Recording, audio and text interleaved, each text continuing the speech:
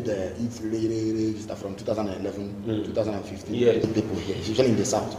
INEC has opened the register. Go and verify your Go and check whether your name is correctly spelled. Yes. What people are not talking about. So we've seen that there are many child voters in the north, and I can tell you now, 2.7 million of such have been yanked off from the INEC database. So, all right, we will still come back to that. Because when you talk about the voters' cards discovered somewhere and INEC said something, when an individual paraded a bullion van, an individual, did the EFCC do anything? That is by the way. All right, he didn't parade a bullion van. He paraded two bullion vans. Not even yes. one. And not empty bullion vans. Content starts with yes. And as usual, our Oga chief driver, I'm not aware. Okay. And failed to investigate it. Even when it was brought to his notice, he refused to investigate it. All right, Abia State Governor Keze Victor Bazo PhD has expressed satisfaction with the performance of his deputy, Ude Okochukwu, and he also described him as his political ally and partner in business. Council, let me start with you because not just being a member of PDP, you have held one or two positions in this government, and then it is not too common to see a governor and the deputy serve out their tenures without trouble, without problems. We've had examples here in Abia State, ranging from the days of Ojus Akalo, and even between TA and our brother TA and this other of our brother from NIM, and so on. And the governor coming out openly to service. Who knows what Udo Oko would have said if he's asked the same question? Well, before the governor will come out to make such a statement, be rest assured that he has reasons to make that statement, and he believes the statement to be true. In effect, the present Deputy Governor of Abia State, Right His Excellency, Right Honorable Okochukwu, has been an exemplary Deputy Governor. I say this because he's somebody I know. I've worked with him right from even when he was Speaker In the House. Yes, of the House of Assembly. And he is one fine gentleman with a calm mien and disposition. And he has this tactical way of reasoning and analyzing things. So he is one person that any reasonable person would want to have as his deputy. If you have him as your deputy, you could be rest assured that you don't have to continue looking over your shoulders and over your back because you wouldn't be afraid of Abelaha. No, he is not that type of person. And he didn't start in his tenure as a deputy governor. Those of us who know him too well know that that is his nature. And that is what the governor actually is referring to. Yes, the deputy governor at a time aspired, had interest, showed a desire of becoming or seeking ticket. But it didn't work out. The party decided to give the ticket, voted elsewhere. And he continued with his loyalty to his boss. Okay.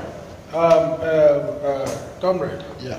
You know, I know he's from your area, from our area, but I know you're closer, you know, as an old friend. In as much as I also hoped that the council did not talk from the point of a political, you know, member of the PDP. Now, you now as a person, do you think there's something council mentioned? Do you think the governor's encomium on Udo Okochukwu is because he obeyed and they could not fight the governor by insisting on becoming, because a lot of people, especially from the old band, they had hoped that he was going to hand over the mantle of leadership to him, to the Okochukwu. Yes. But it came the other way around. The party chose another person. It came the other way around. The party chose another person. I think there was also, you know, a lot of speculations actually precede some of these things. When people are building political permutation, they begin to have speculations here and there. In fact, one of the things, or one of the stories that made the rounds then was that the governor had actually endorsed him, blessed him. It was going to be him at the end of the day. But far from it didn't happen. And we saw that this man still pitched his tent. And don't forget that when the governor was sick and had to leave the state, when we had the pandemic, Udokochukwu actually stood in and did the human job. But that said again, I think it has to do with the relationship. Stood in, or the governor handed over the governor did as is needful constitutionally by handing over briefs to him. Unlike what we see at the federal level. Yes, at the federal level. And he in turn didn't hijack anything. He displayed loyalty to the governor. And then until the governor came back. And he handed back to him. So I think the governor knows. He knows this man better. And they've been working together. So the governor knows why he is showering him and coming. But as for that, I would say yes. Udokochukwu maintained, like he said, a silent and calm mien, and did not go about like other deputy governors. Even in Anambra, Obi, you know what happened? Yeah. Yes, he joined the APC and all that. So I think it was part of the reason why he said we've been having this harmonious relationship, unlike what panned out between Nonchus Okalo and Abaribe, and then we and then TDOJ and yes and all that. Okay, Honorable. Yeah. You know, although I don't know your political party for now, because I know you've always been there from the onset, you know, this political dispensation. Now, as a person who has been in Abia State for all this number of years, and who also been very close to the government right from the first time of Forges Okalo and so on, and what do you think? Because it is usually very rare for a governor to come out openly to tell the world that, though we've not heard from Udokochukwu, whether he accepts this same COVID. Who would? So what would you think is the reason for this palatable dish cooked by the governor? You see, for the records, I'm a PDP person. Okay. Yeah, I'm one of the stakeholders in PDP. You see, the thing is, I see it as a superior passing vote of confidence on his subordinates. And by this, I think he has recommended Ude Okochukwu to Abians for the future. The deputy, His Excellency, the Deputy Governor of Abia State, Ude Okochukwu, is somebody that, just like the council has said, is a very loyal and amiable person, very easygoing person. And another thing is that he's somebody that, if you have the privilege of being close to him, you will love him. So he's not a rebellious deputy governor like we have seen in some states. He has a very good working relationship with his Oga. So for his Oga coming up now that their tenure is almost winding up, to make this kind of I call it vote of confidence, you know, on his subordinate is a good one. And Ude Okochukwu is a young man. He has age on his side. I think even if he has lost the ticket, you know, for him to have the ticket to run for our great party PDP, you know, the future is still bright for him. Okay. Let us also look at this. The Deputy Senate President, Ovie Amoagege, has said that he does not regret stopping the 8th Senate from impeaching President Muhammadu Buhari at this time when almost everybody, except few of them who are enjoying what is happening, is crying about the situation in Nigeria. And the man comes out boastfully to say he never regretted, telling Nigerians that he was the reason, he remains the reason why Buhari is still in power. Council. Omoagege, is it not the guy that snatched the mace? Yes. He did snatch or he That stole came in it. with dogs. Yes, Yes. he brought thugs Yes. into Into the separate and hallowed hallowed chambers Exactly. of the National Assembly. Exactly. Snatched the mace, which is a symbol of our democracy, our collective property, and made away with it. Is he not the one? Yes. And at the end of the day, He's coming out. yes, rather than the man being maybe behind bars or being consigned to the dustbin of political history, he was now made a deputy Senate president. That is to show you how APC rewards people. The type of people that APC rewards. They reward Abros. Yes. It's most unfortunate. A man would lead his fellow thugs into the chambers of the Senate, snatch the symbol of democracy, and run away. And subsequently, he will now be made the deputy Senate president. What then do you expect? And later on, somebody will try to tell me that we are fighting corruption. Okay, comrade. Well, to me, it is what it is. He should be grateful, having stopped the impeachment that would have happened during the Senate when Saraki was presiding over the affairs of the Senate, and then thereafter becoming the Deputy Senate President, which we've had people like Mantu and the rest of them. And mind you, the Senate President has always been the ones, or the Senate Presidents have always been the ones to chair constitutional amendment process. He is also chairing the constitutional amendment process. The person who made a move with the mess is the person chairing the constitution as a deputy. Yes, as a deputy. You know, we've had Mantu chair that commission. We've had Ike Kuremadu. You understand? Now it is him. So it's also since I'm not a member of the PDP like my other colleagues or APC, but I have this to say. You see, it makes of what it is, the reward system. And let me say this: did Buhari commit impeachable offense? Yes, he did. And I want to say something. The person who became Senate President, and I want to say it should be on record too. When Buhari dipped his hands into the consolidated funds to draw $1 billion, nobody was informed, not the National Assembly. So the query became, why did the president do this? You went to a reserve to take money without writing or transmitting a letter to the National Assembly.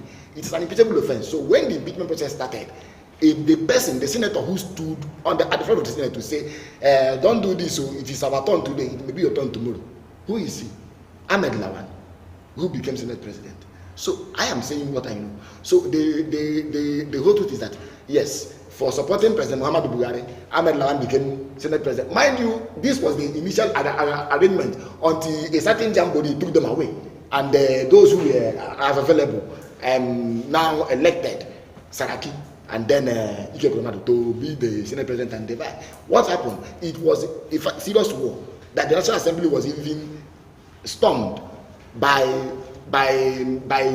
hooded men of the state agents. So it is what it is. All right, Honorable, do you think the position Omagege is enjoying now is just like what Comrade pointed out? Do you think that that level of rascality, is being rewarded, and that is why he's out to openly say and admit that he was the one who stopped that wonderful move?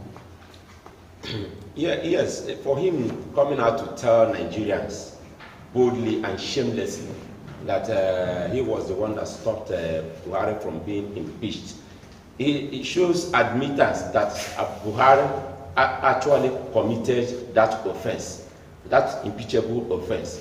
But just like my colleagues have said about the reward system of APC, and if we want to personalize it, Buhari's administration, he knows why he's celebrating.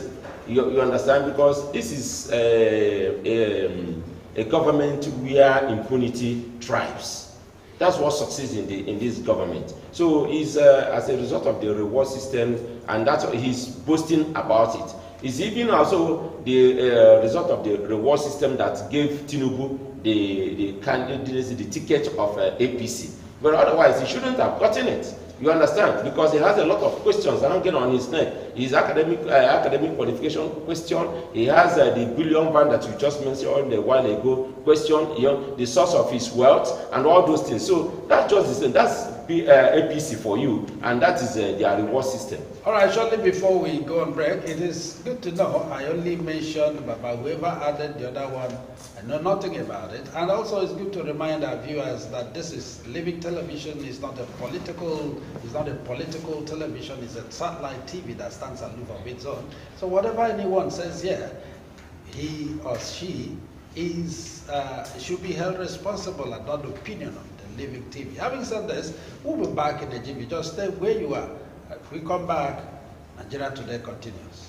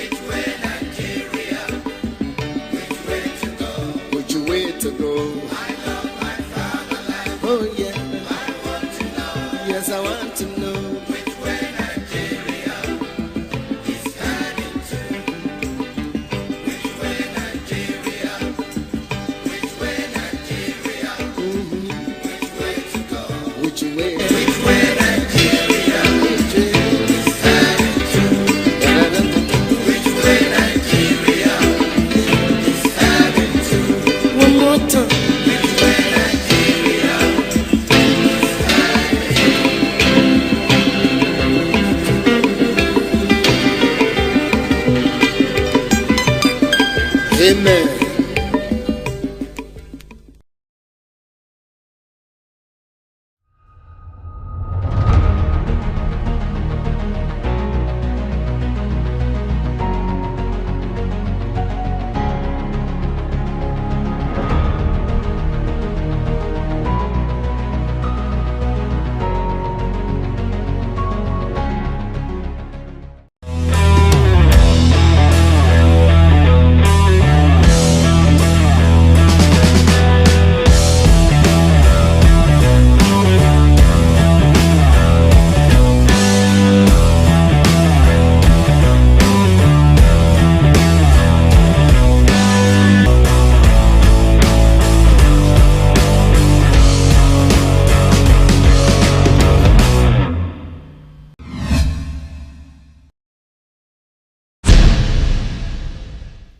I'm glad you're still there watching Living TV.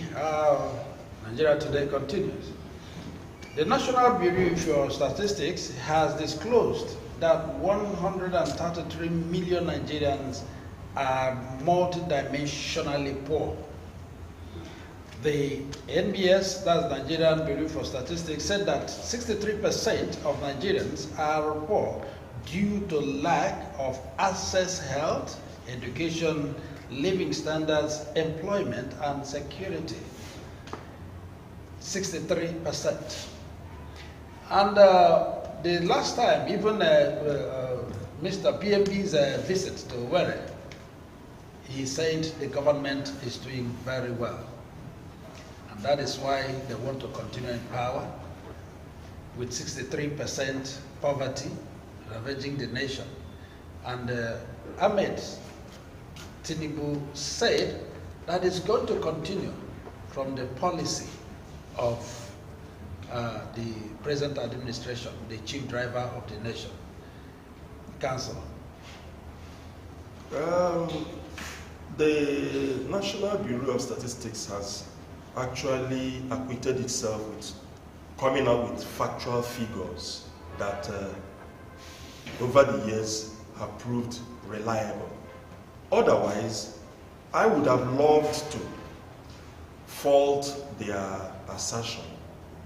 63%, in my own humble view, I think they need to do a review, because maybe between the time they collected the data, yes, collected it and did the review, it was at 63%. But right now, judging by things we are seeing, I would say that we are maybe about 90% poverty stricken in this nation, and that is compound, what I would refer to as compound poverty.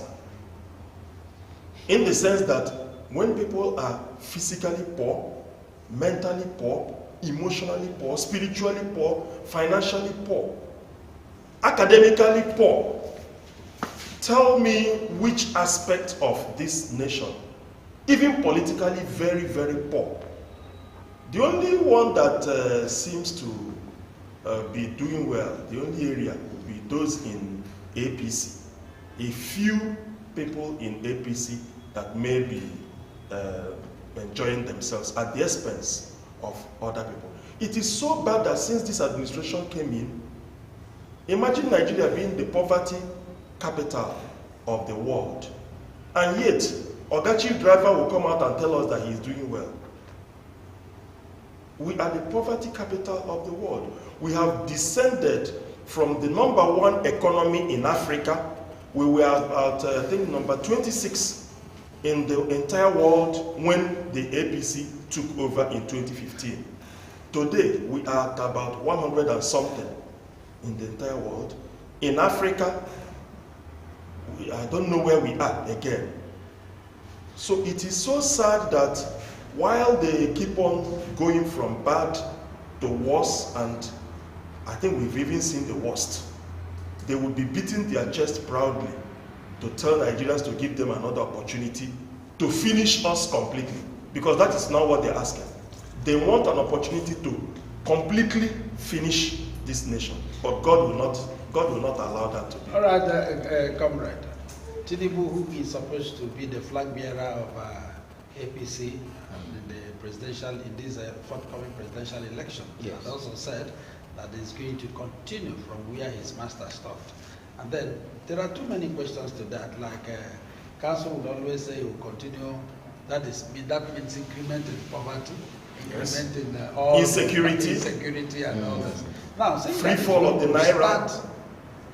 Or continue from where this man stopped. When the majority of Nigerians are crying and saying that this man has not done well, is that a good campaign strategy, or do you think maybe what he's saying is not what he means? Well, Tinubu said he will continue with the legacy of President Muhammadu Buhari, yes, and that he will continue especially with he was emphatic. I'm talking about his manifesto now.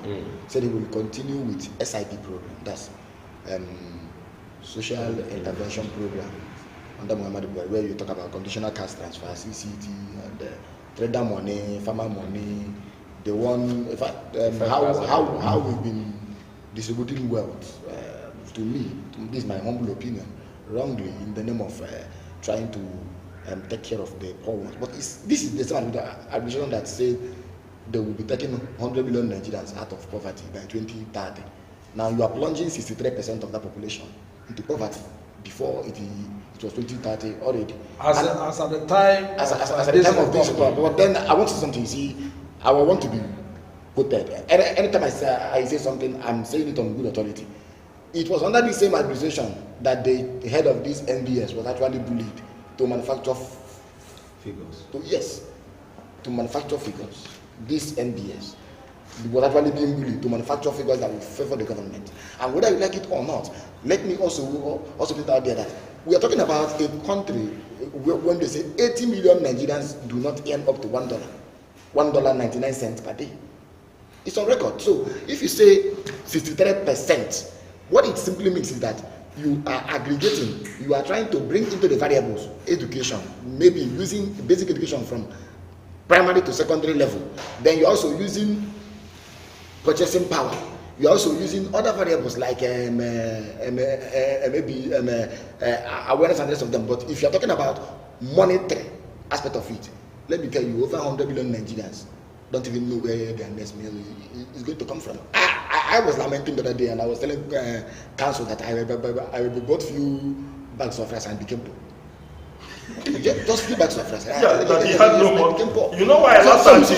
He was lucky to even have bought. He had some and he said few bags. Yes, he bought few bags. Some people can't even afford that 25 kg. I I keep saying that when you have family finances shrinking, the way it is shrinking, many families are not even sure where their next meal is going to come from. Some are not even going for Christmas because they can't even afford these things. A bag of rice is almost 50,000 naira. After we close our border to shore up our production, it's a failure. And you don't expect poverty not to thrive. So the purchasing power is declining. Naira is depreciating. Dollar is appreciating. Purchasing power is also is it the price of fuel?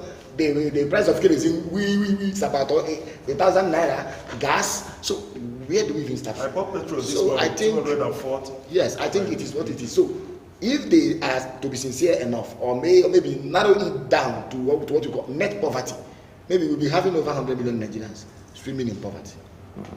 Okay, Honorable, you heard that you're a Nigerian, and those of you who are they're not affected by what we're talking about. Let's not play with it. It simply means that all of us are poor. If you are saying 130 million, you understand, 63% is about 130 million persons. Yeah, it's true that poverty might be relative, but then yes, when you talk about, because if you cannot afford a particular thing, you are poor. You are poor.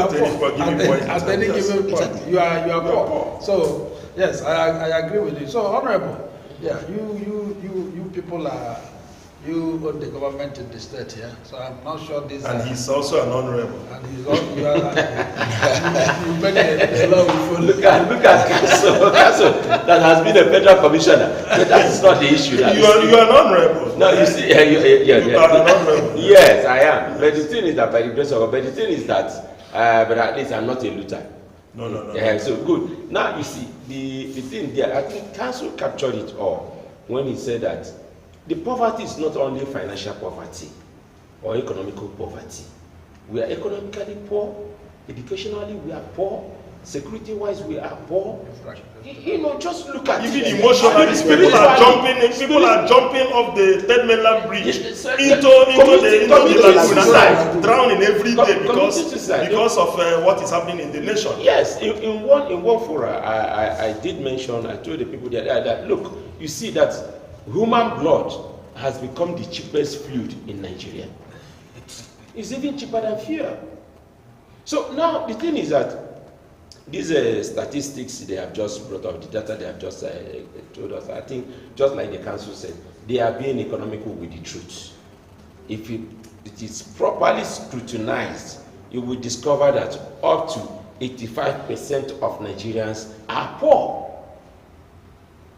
You understand? See, people can't even, you will agree with me, you moderator, that by the time you leave this studio, if it has not happened before you walk into this, before the time you leave this studio now, you see there will be people even around your neighborhood that will come to say, Prof, you see now, my wife just gave birth and they still in the hospital, they cannot you understand? People will come to tell you that they have not taken their meal since yesterday, and they are not even sure, they are not hopeful anymore where the next one will come from. Well, we should not bother about that because our comrade here said he bought few bags of rice. Yes, we will be returning to his place. We will be returning to his place. That's why I said few bags. So immediately after the program, all roads will lead to your house. So please, this was a particular commodity that sold for 8,000 naira just 7 years ago. Now 50-something thousand naira. No, this government has just institutionalized poverty. That's not the thing. That they have and failure. And they have no regret, and they have no answer to the question. All right, Chidinma Ojukwu, the alleged killer of the chief executive officer of the Super TV, Lagos Osifo Ataga, on Thursday, told Lagos State High Court, sitting at Tafawa Balewa Square in Lagos, that she was slapped and forced to sign a document prepared by the police and not herself. I'm sure we are aware of this story. Yes. Coming from my background as a lawyer, more of a defense lawyer, I think I've also spoken regarding this particular issue. The young lady has been acting out a script. From day one, I have always said so. She's been acting out a script. Who wrote the script is what is yet to be ascertained. At a point in time, she even started enjoying the negative publicity, the limelight, so to say.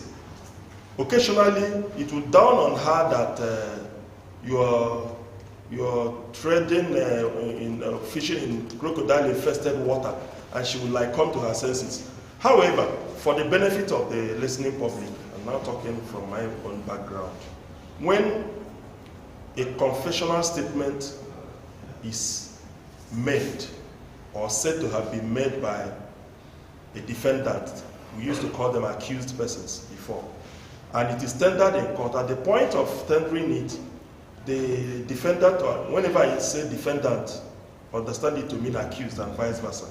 So the accused now says, I made it, but it was not voluntarily made.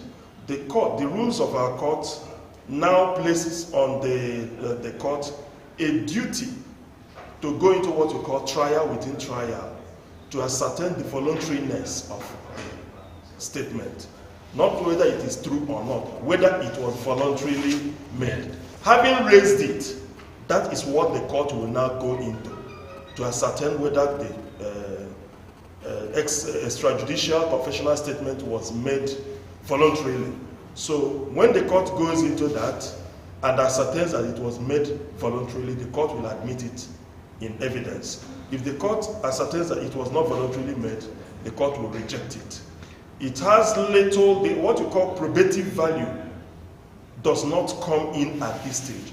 Probative value has to do with the weight to be placed on the said confessional statement. So she has her team of lawyers, those advising her. She knows her case best. They know it best. We will continue keeping our fingers crossed while we await the outcome of the matter. Okay, I don't know, comrade, I don't know if you have anything. Yes, I think if you had followed this matter. Yes, I followed the matter. I agree that it is a script. Yes, yes, I think we should all remember. We should all remember that at a point something happened, and what was it? This young lady, this same young lady, was being celebrated while in the prison. She was doing all this beauty pageant stuff where they come out to walk in the aisle. She was captured. Someone who was in detention and probably from other. But a lot of Nigerians kicked against it. Yes, we kicked against it. We are not saying they shouldn't hold such activity while in detention, but giving the spotlight in the manner that was actually done could actually portray a misleading or mislead the public. But that said, again, I think one of the things that we were told when this person died was that they took the deceased ATM card, stuff like that, and yes, a lot of things, and withdrew money and his phones and other gadgets. So I wouldn't know, but the thing is that in a case like this, you don't have to preempt the court. So, like counsel said, he has established using the legalese. That's the legal terms. We are waiting for the court, but the rest of it must be heard to the extent that justice is administered and served. All right, Honorable. Yeah, I just have a little to say that what's making the whole scenario very dramatic is that the lady in question had admitted in evidence that she is a drug addict. From the initial statements, that came from her, she admitted that both herself and the deceased, they took drugs and enjoyed themselves, and she even went out to buy some of the drugs when they ran out of stock. So the thing is that she is a drug addict. So somebody that is a drug addict, you should expect this kind of twisting in this thing along the line. So it shouldn't be abnormal. Anyway, with the latest confession of being compelled to make certain statements, just like the counsel said, let us wait and watch out, what plays out. And finally, let us look at this. The leadership of the Mieti Allah Cattle Breeders Association of Nigeria, MAGBA, has appealed to the Central Bank of Nigeria, CBN, to extend the deadline for the circulation of the redesigned currencies by 3 months to enable them bring their own currencies that they have been hiding inside the bush. Inside the ransom. The ransom they have been hiding inside the bush. Well, they didn't mention, they didn't call it. You don't expect them to say so, but we know better. Yes. Why would Mieti Allah be mounting on policies of government? But they are in charge. That's why let's look at it. Yes. In fact, it is quite annoying. It's irritating and very, very reprehensible for such a body that has openly been identified with banditry and terrorism to come out and even have the guts and temerity to make such demands on government agencies. It's very, very sad. If they had been from somewhere in the south, again, like I know, by now the authority would have come against them. Yes. They wouldn't even have the mind to say so. Yes. They want time to bring in currencies that, these are a group of people that do not recognize our international boundaries. It means nothing to them. They come in from the north anytime they want to. They don't know which place is where Nigeria ends and Niger or Chad starts. So that's why they have taken our currencies outside the shores of outside our borders, and with this now they want time to be able to bring back everything that they've been hiding inside their septic tanks, inside their underground bunkers and the bush, back to the bank and the exchange. That is just what they're asking for. In my own humble opinion, I should even say that the security agencies should actually move in on the leadership of this Mieti Allah. They should move in on them and get them to say more, get them to be responsible for what they've subjected this nation to. Honestly, I feel very, very, very angry and bitter about this comment coming from them. That's why I bet you at the end of the day, they will still have their way. This thing will be extended. The federal government will listen to them and extend the timeline. I'm telling you, you see, we have seen a lot of things happen in this country. You understand? And they are in charge. Well, I think the federal government, it does appear, is determined. Buhari has come out to say he's determined to stand with the CBN. And then we've seen EFCC said, since the announcement that certain politicians, including governors, are beginning to do what? Be found one thing. And they are still being their stance. Yeah, and they said they have more of them in their radar. You understand? That they are still spreading their own intelligence and focus. That certain governments are now coming within their radar. But the thing there is that one of the reasons adduced by the CBN is to make sure that they cut off kidnappers, bandits, and terrorists, especially ransom. And now Mieti Allah, who's sometimes some of their lieutenants, let's establish it, bear assault rifle. Understand? They bear weapons, war-grade weapons. Why they are heading their animals, and we've seen conflicts where they were able to sack communities like Agatu, Nimbo, and the rest of them. So, if at all this is to be done, I think it is a welcome development to an extent. Although we have problem of what may happen, the CBN has actually ordered the banks to extend their work day to include Saturday. So, I wouldn't know, but then wherever it takes us, it is what it is. I have concern and worry about Mieti Allah. One, that body threatened a senior president of this federation, the president of Saraki. It is on public. It's in public record. Go there. You see. They threatened everybody. They threatened. Everybody that has spoken against them. They were even acting as a state within the state. So their own plea, like every other economic group, they said I read that very article. They mentioned that it happened in 1985 when they were not able to return money and they lost money. But to me, I would tell them to begin now. To mop up. You understand? Anyway, you have money. See, they are not the only people who have money outside the shore of this country. Our relatives have that outside the shore of this country. In America, everywhere. Because if they return back, they will have to begin to spend. Yes. So let's be objective about it. What I was also looking at is how the federal government will be looking at us.